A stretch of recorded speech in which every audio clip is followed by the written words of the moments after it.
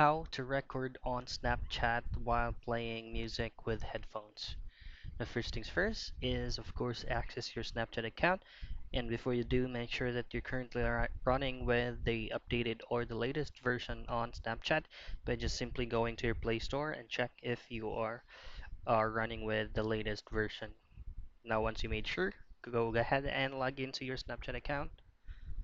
And from here, all you have to do is just go to your profile, which is going to be at the upper left portion of your screen by tapping on your avatar.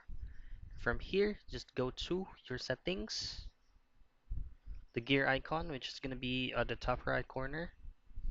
Then scroll down a bit till you find notifications right here.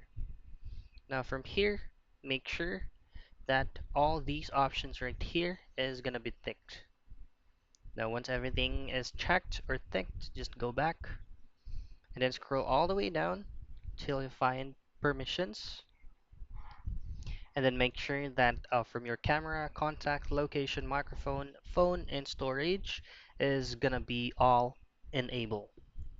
After everything is enabled and then after from notifications has been checked, you can go ahead and play music with headphones while recording on Snapchat.